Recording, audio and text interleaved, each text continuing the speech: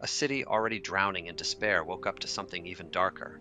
In the 1930s, as the Great Depression tightened its grip on America, Cleveland, Ohio was fighting unemployment, poverty, and hopelessness. But along the muddy flats of Kingsbury Run, a stretch of ramshackle shanty towns and railroad tracks, a nightmare was quietly taking shape. On September 23, 1935, two boys playing near the area made a discovery that would shake the city. A man's torso lay in the weeds. It had been cleanly decapitated. The head was nowhere to be found. The body had been drained of blood.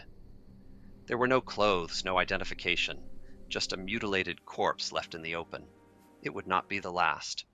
Over the next 3 years, more bodies surfaced. Some were found in Lake Erie. Others were discovered wrapped in burlap sacks, hidden beneath bushes, or dumped like trash along the roadside. Most were dismembered, heads severed, limbs removed.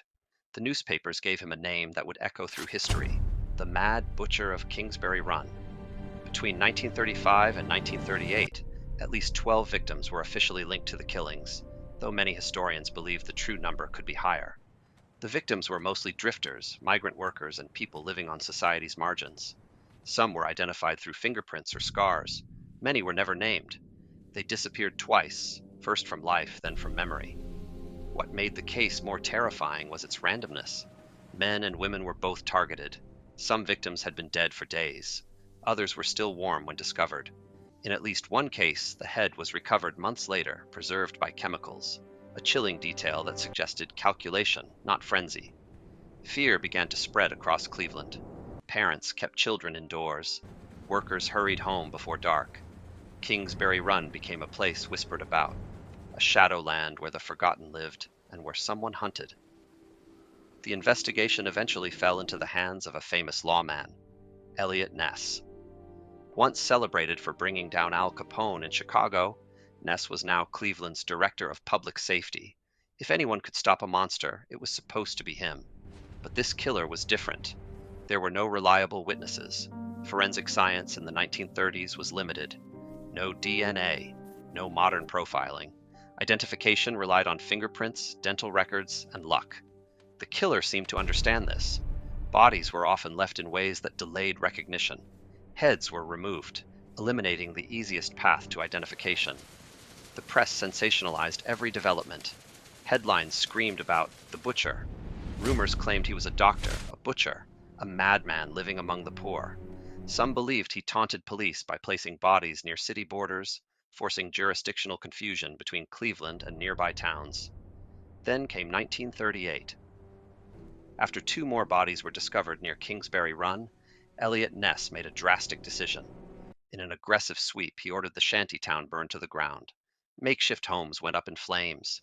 Dozens of residents were detained and questioned.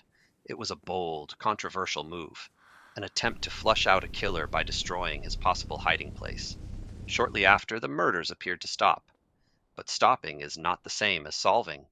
There was a prime suspect, Dr. Francis E. Sweeney, a former Army surgeon with a troubled mind and a history of alcoholism.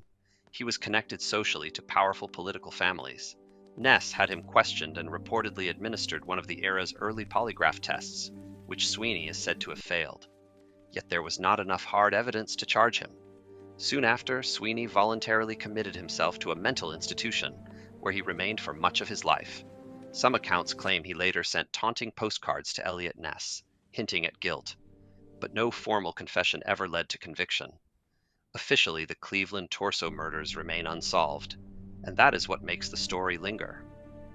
In a time of economic collapse when thousands were already invisible, a killer chose victims who would not immediately be missed. The poor, the homeless, the wandering, people without powerful voices demanding justice. Was the Mad Butcher a skilled surgeon hiding behind respectability? A predator blending into the industrial chaos of Depression-era Cleveland? Or someone authorities quietly suspected but could never publicly accuse? The answers were buried with the victims. Today, nearly a century later, the case still haunts criminal historians. 12 confirmed dead. Perhaps more. No conviction.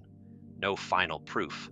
Only fragments of bone, yellowed newspaper clippings, and a city that once lived in fear of an unseen hand. In the smoky industrial shadows of 1930s, Cleveland, a killer dismembered bodies and then disappeared into history.